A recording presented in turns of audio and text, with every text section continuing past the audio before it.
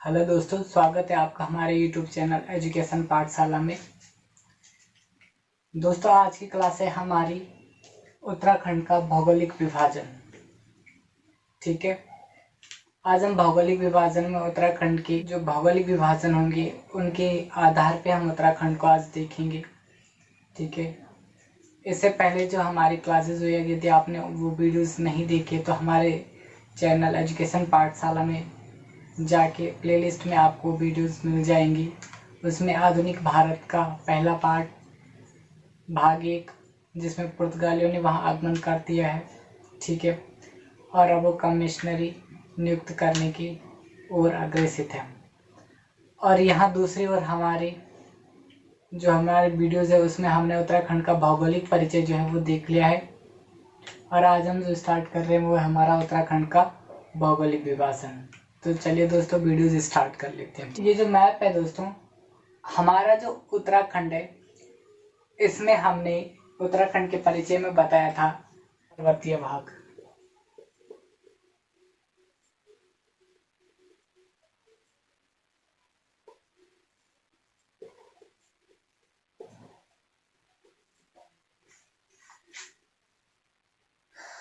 इससे पहले वाली जो वीडियोस हमारी आई थी जिसमें हमने उत्तराखंड का भौगोलिक परिचय देखा था, हमने उसमें बताया था कि उत्तराखंड का सर्वाधिक हिस्सा जो है वो पर्वतीय भाग का है।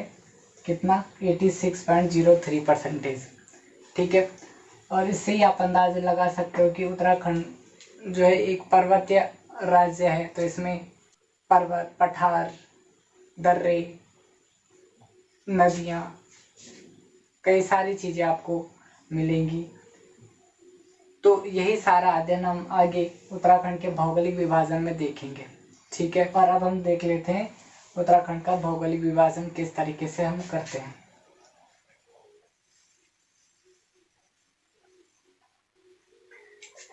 देखिए दोस्तों, जो उत्तराखंड का भौगोलिक विभाजन है उसे हम धरातलीय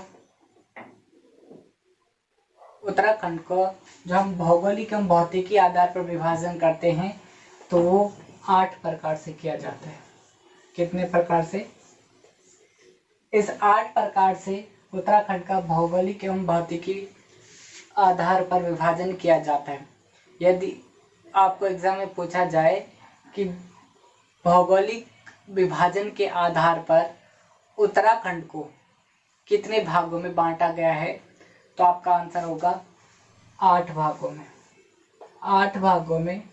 8 भागों में उत्तराखंड को विभाजित किया गया है।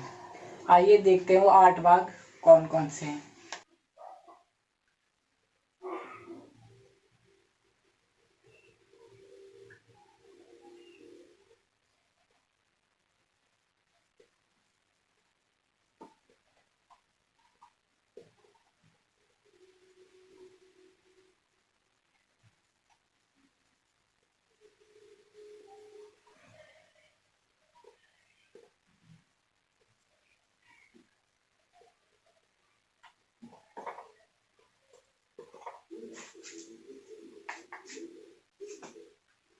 उत्तराखंड का भौगोलिक आधार पर विभाजन के 8 भाग। अब हम वो 8 भाग आपको दिखाते हैं कौन कौन से। हम जो 8 भाग लेंगे वो लेंगे हम यहाँ से हरिद्वार, यानी कि दक्षिणी क्षेत्र से हम ऊपर की ओर यानी कि उत्तर की ओर स्टार्ट करेंगे उत्तराखंड को भौगोलिक आधार पर बांटना। ठीक है, चाहो तो आप उत्तर से दक्षिण की ओर ले सकते हो, लेकिन हम जो स्टार्ट करेंगे दक्षिण से उत्तर की ओर विभाजन स्टार्ट करेंगे। ठीक है दोस्तों, तो दक्षिण कैसे विभाजन करेंगे, इसका पहला भाग है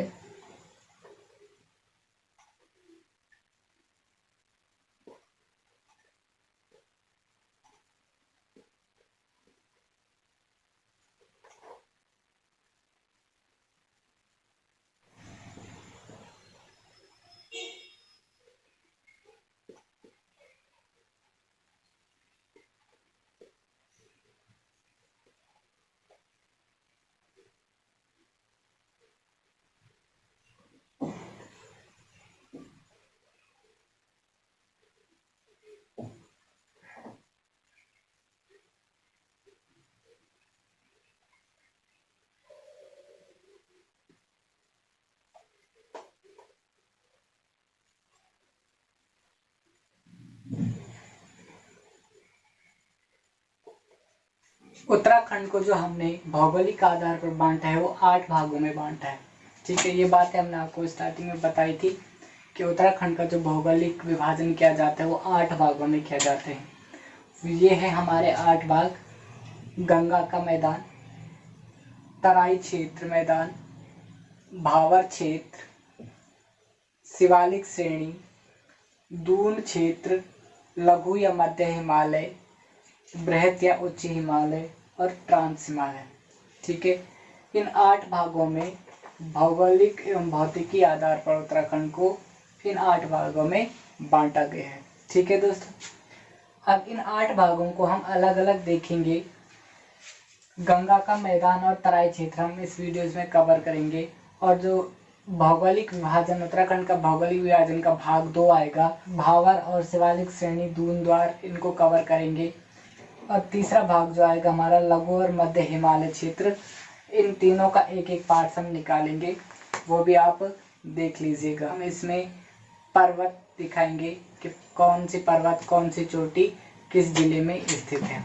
ठीक है, और ट्रांस हिमालय के क्षेत्रों में हम आपको क्या दिखाएंगे, दर्रे, पासेज हम जिन्हें कहते हैं, यानी कि एक मार्ग से दूसरे मार्ग में प्रवेश करने वाले जो पर्वतीय घाटी है, जो हमें रास्ता मिलता है, उन दर्रों के बारे में हम ट्रांस हिमालय में पढ़ेंगे।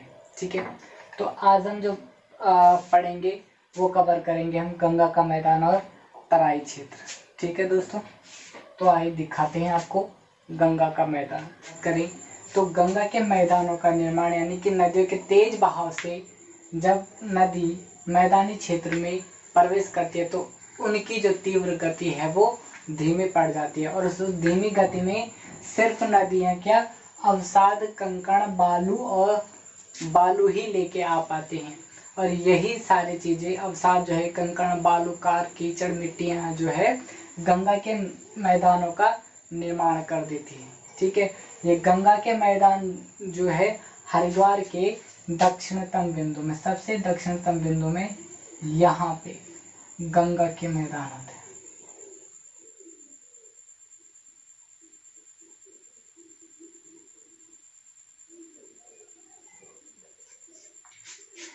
हरिद्वार के सबसे दक्षिणतम बिंदु में गंगा के मैदान हमें मिलते हैं। ठीक है, यानी कि गंगा के मैदान का बहुत कम भाग क्या है, उत्तराखंड में है। ठीक है, और निर्माण कैसे होता है गंगा के मैदानों का, तो जब नदियों का बहाव मंद पड़ जाता है, धीमा पड़ जाता है, तो नदियाँ भारी चीजें बहाव में नहीं लेके आ पाती, और सिर्फ अवसाद जो होते थे, छोटे छोटे कण, कंकड़, कीचड़, बालू, ये सारी चीजें ही मैदानों में बिछा देती है एक तरीके से, और वहीं पर गंगा का निर्माण हो जाता है, गंगा के मैदानों का निर्माण हो जाता है। ठीक है, हरिद्वार के जब दक्षिणतम बिंदुओं में है, यहाँ के 2 कस्बे लक्सर और रुड़की, लक्सर और रुड़की जो है गंगा के मैदानों का हिस्सा है। ठीक है, और ध्यान दे कि गंगा के मैदानों में हमें 2 प्रकार की मिट्टियां मिलती हैं। ठीक है, कौन कौन सी 2 प्रकार की, जो बाढ़ प्रवण क्षेत्र है, यानी कि जहाँ पर बाढ़ आने की संभावनाएं ज़्यादा होती है गंगा के मैदानों में, यानी कि गंगा का मैदान है तो नदियों के किनारे ये लोग, समतल भूमि में हमेशा बाढ़ की संभावनाएं ज़्यादा होती है, जहाँ से नदी के उफान भार को ज़्यादा बढ़ सकती है। तो बाढ़ के प्रवण वाले क्षेत्र जो हरिद्वार के कस्बों में है, पास में या उस क्षेत्र में हमें मिलती है खादर प्रकार की मृदा।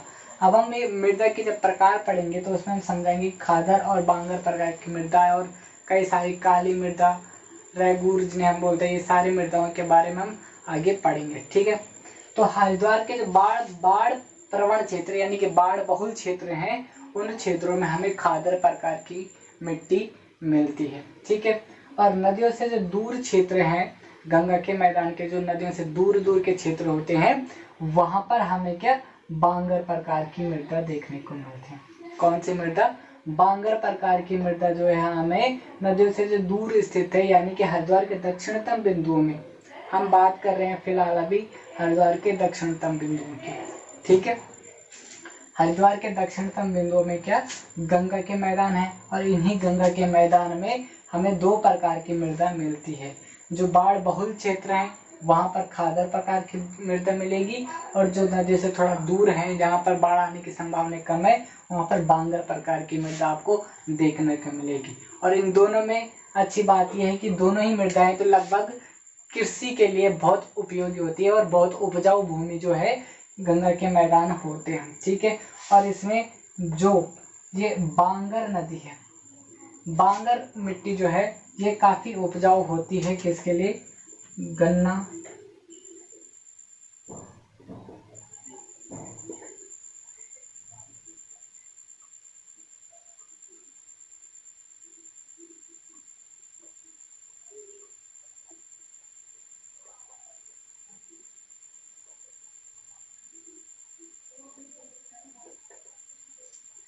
बांगर प्रकार की मृदाएं जो है खेती के लिए काफी उपजाऊ होती है।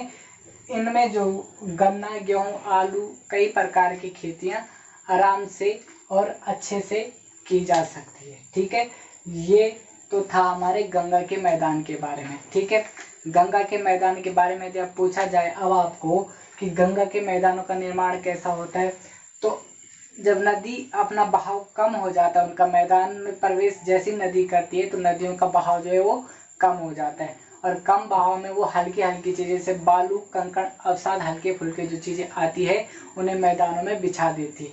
मैदानों में जैसे वो बिछाती है वहां पर गंगा के मैदानों का निर्माण शुरू हो जाता है। ठीक है, गंगा का मैदान जो है शुरू हो जाता है। अब यदि आपको पूछा जाए कि कौन से जिले में आपको गंगा के मैदान देखने को मिलते हैं, तो आपके पास सटीक आंसर होना चाहिए हरिद्वार में।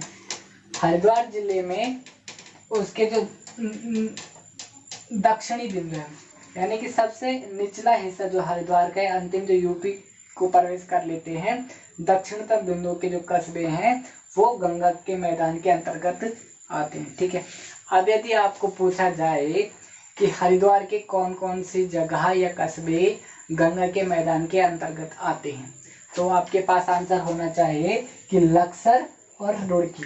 लक्सर और रुड़की जो है गंगा के मैदान का हिस्सा है।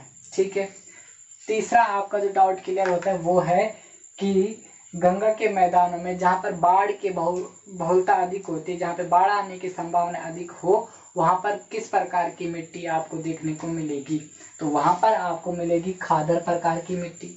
ठीक है, और नदियों, अगर आपको पूछा जाए कि नदियों से थोड़ी सी दूरी पर जो स्थित क्षेत्र है गंगा के मैदान में, वहां पर किस प्रकार की मृदा आपको मिलेगी, तो आपको मिलेगी वहां पर बांगर प्रकार की मृदा। ठीक है, ये मृदाएं आपको देखने को मिलेगी। ठीक है, और इन दोनों में खेती के लिए सबसे उपयोगी होती है बांगर मृदा।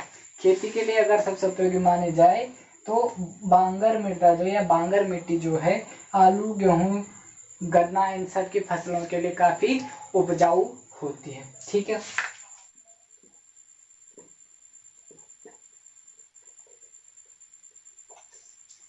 अब हम बात करते हैं गंगा के मैदानों की। हमने बात कर ली है कि उसमें क्या नदियों का बहाव सबसे कम हो जाता है।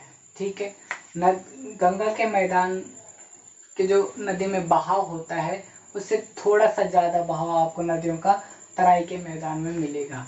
ठीक है, और गंगा के मैदान की तरह ही तराई के मैदानों का निर्माण भी नदियां जब क्या लाती है अपने साथ, अवसाद और छोटे छोटे कंकड़ लाती है और उन्हें बिछाती है, तो वहीं पर क्या तराई के मैदानों का निर्माण हो जाता है। ठीक है, तराई क्षेत्र का यहाँ पर भी निर्माण हो जाता है। हमने देखा कि गंगा के मैदान क्या है, हरिद्वार के दक्षिणतम छोर लक्सर और रुड़की क्षेत्र में ही मिलते हैं गंगा के मैदान। ठीक है, और जो तराई के मैदान आपको देखने को मिलते हैं उत्तराखंड में, तराई के मैदान ठीक गंगा के मैदान के उत्तरी हिस्से में, यानी कि गंगा का मैदान अगर ये है हमारा गंगा का मैदान। ठीक है, अब यहां से स्टार्ट हो जाता है हमारा कौन सा तराई क्षेत्र जो है गंगा के ठीक उत्तरी हिस्से में, यानी कि गंगा के मैदानों के ठीक उत्तरी हिस्से से तराई के क्षेत्र शुरू हो जाते हैं।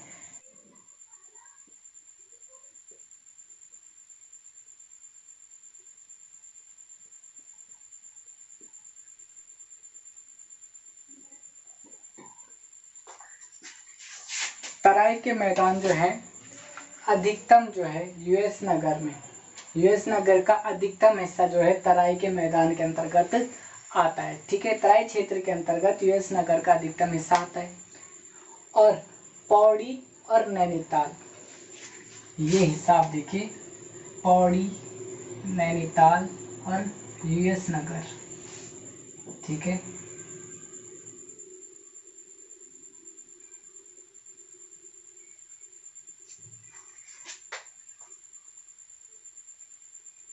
गंगा के मैदान हमें दक्षिणी छोर में देखने को मिलते हैं, हरिद्वार के लास्ट में। ठीक है, कोने में जहाँ लक्सर और रुड़ी के अंतिम छोर में लगता है वहीं पर गंगा के मैदान है। और गंगा के मैदान से ठीक उत्तर की ओर आने पर हमारा तराई क्षेत्र स्टार्ट हो जाता है। और इन तराई क्षेत्र जो फैला हुआ है वो पौड़ी के दक्षिणतम हिस्सों में यानी कि निचले हिस्सों में, और नैनीताल के निचले हिस्सों में, और यूएस नगर जो है अधिकतम हिस्सा क्या है, इस तराई क्षेत्र के अंतर्गत है। ठीक है, इस तराई क्षेत्र के अंतर्गत है यूएस नगर, नैनीताल और पौड़ी गढ़वाल क्षेत्र में क्या तराई के क्षेत्र फैले हुए हैं। ठीक है, अब हम आगे बात करते हैं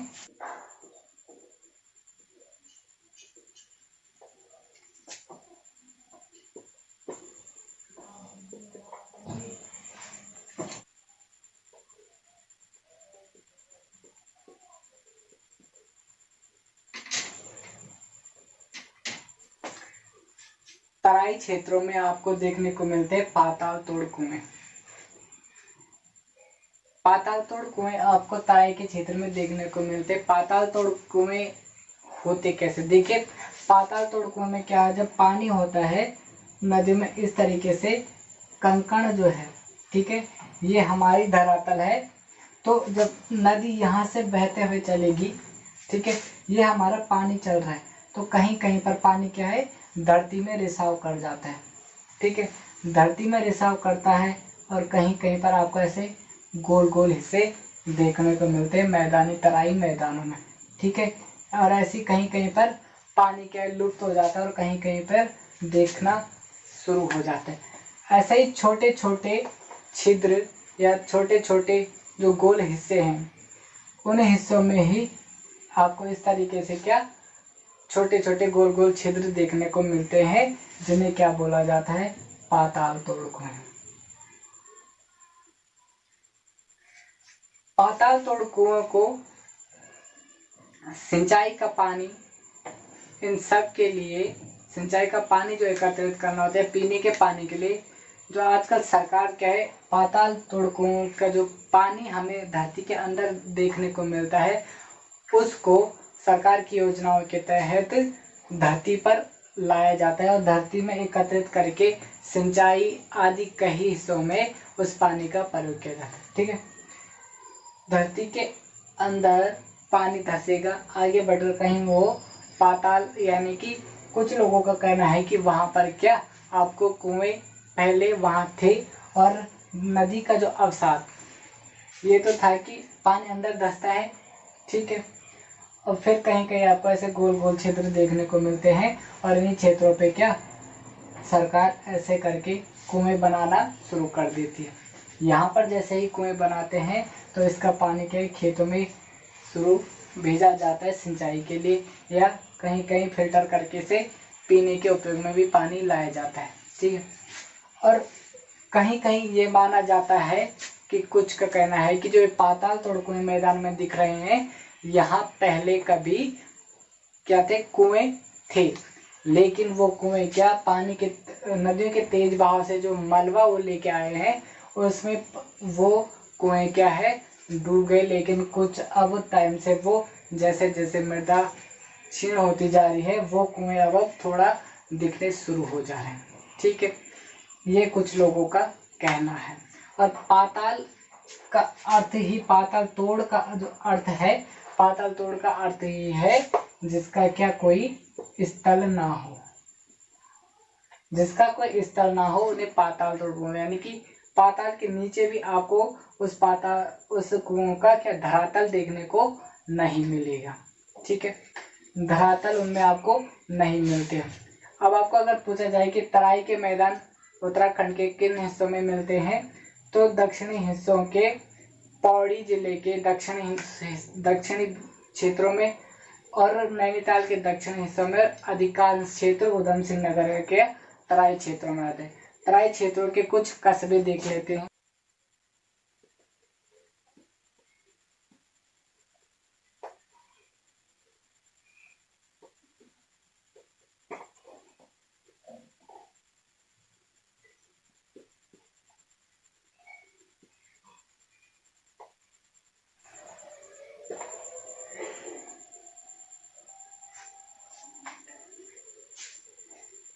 इन तराई के मैदानों में पूछा जाता है एग्जाम में कि हरिद्वार का कौन सा हिस्सा तराई मैदान में आता है, कौन सा हिस्सा गंगा के मैदान में आता है। इस तरीके से क्वेश्चन पूछा जाता है। या आपके पास इन कस्बों में से कोई एक नाम दिया जाएगा कि सितारगंज भौगोलिक आधार पर उत्तराखंड के कौन से हिस्से में या कौन से क्षेत्र में आता है, तो कौन से क्षेत्र में, तराई के मैदान। तराई के मैदान के ये कस्बे हैं औरंगाबाद और ज्वालापुर, हरिद्वार में है। हरिद्वार के जो ये दो औरंगाबाद और ज्वालापुर है तराई के क्षेत्र में आते हैं, ठीक है। और गंगा के क्षेत्र में कौन कौन से आ रहे थे गंगा के मैदान में? गंगा के मैदान में हरिद्वार के कौन से आ रहे थे? लक्सर और रुड़की, ठीक है। और तराई क्षेत्र में कौन से आ रहे? औरंगाबाद और ज्वालापुर, ठीक है। यूएस हमने पहले बताया कि तराई के मैदान में क्या है, यूएस नगर का अधिकांश हिस्सा जो है तराई के मैदान में। तो आप देख सकते यूएस नगर के कितने सारे कस्बे, सितारगंज, रुद्रपुर, खटीमा, बाजपुर, काशीपुर, ठीक है। कौन कौन से? सितारगंज, रुद्रपुर, खटीमा, बाजपुर, काशीपुर, ये सारे क्षेत्र जो है उधम सिंह नगर के तराई के मैदान में आते हैं, ठीक है। ये तो थे तराई के मैदानों में बसे कुछ कस्बे, ठीक है। इस तराई के मैदान में कुमाऊं,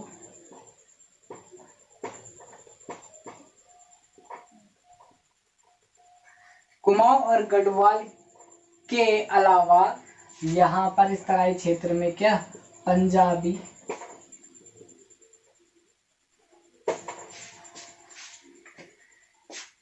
इस तराई के क्षेत्र में कुमाऊं और गढ़वाल के लोगों के अलावा यहाँ पर पंजाब, हरियाणा और बंगाल के लोगों की भी बहुलता देखी जाती है, ठीक है। पेपर में पूछा जाता है कि भौगोलिक आधार पर उत्तराखंड के कौन से क्षेत्र में बंगाली या हरियाणी या फिर पंजाबी लोगों की बहुलता देखने को मिलती है, तो आपके तराई क्षेत्रों में पंजाब, हरियाणा और बंगाल के लोग ज़्यादा देखने को मिलते हैं, ठीक है दोस्तों। आगे चलते हैं हम। तराई और गंगा के मैदानों में जो मिट्टी है सिर्फ इतना फर्क है कि यहाँ पर बांगर और खादर मृदा होती है, लेकिन तराई क्षेत्रों में क्या होती है, अधिक वर्षा होती है। गंगा के मैदान की अपेक्षा तराई क्षेत्रों में अधिक वर्षा होती है।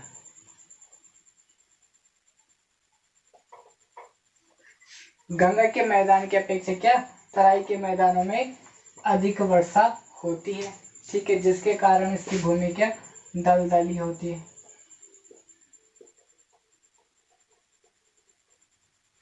और ये दलदली मृदा के कारण क्या, ये इसकी भी कृषि उपजाऊ उपयोगिता गंगा के क्षेत्रों से कम नहीं आंकी जाती, ठीक है, क्योंकि तराई क्षेत्रों में भी कृषि, तराई के गंगा के मैदान के ही लगभग बराबर तराई के मैदानों में भी कृषि काफी अच्छे से की जाती है। वहां भी गन्ना, गेहूं, आलू ये सब चीजें होती थी, और इस क्षेत्र में भी क्या, गन्ना, गेहूं, आलू, ये सारी चीजें इस क्षेत्र में भी आपको अच्छे से देखने को मिलती है। अब एक बार देखिए हमने क्या क्या क्लियर किया इसमें। पहला, भौगोलिक आधार पर उत्तराखंड को कितने भागों में बांटा गया, 8 भागों में। कौन कौन से, हम दक्षिण से लेंगे और उत्तर की ओर चलते हैं, ठीक है। यहाँ से आपको आसानी से याद होंगे कैसे। सबसे गंगा के मैदान, फिर तराई क्षेत्र, फिर भावर क्षेत्र, और इससे ऊपर चलेंगे तो शिवालिक श्रेणी, ठीक है।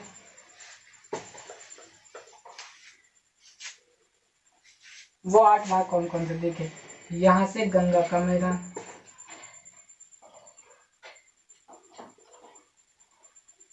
यहाँ से हम ऊपर चलेंगे तो तराई,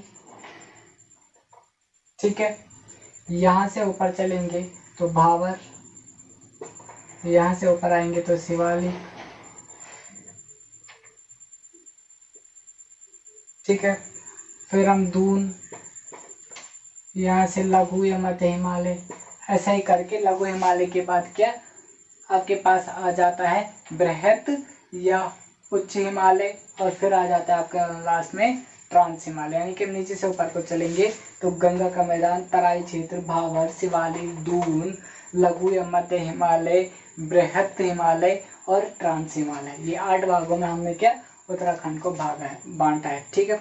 दूसरी चीज क्या देखा हमने कि जो गंगा के मैदान में प्रवेश करते करते नदियों का बहाव कम हो जाता है, जिसके कारण वो गंगा के मैदान कैसे निर्माण होते हैं, छोटे छोटे कणों, पत्थर कणों, बालुओं से निर्मित हो जाता है आपका गंगा का मैदान, ठीक है। और वो गंगा के मैदान की जो मिट्टी है, जो बाढ़ बहुल क्षेत्रों में, उसमें आपको कौन सी मिट्टी, खादर मिट्टी मिलेगी, और जो नदियों से थोड़ा दूर स्थित क्षेत्र है वहाँ पे आपको बांगर नदी मिलेगी।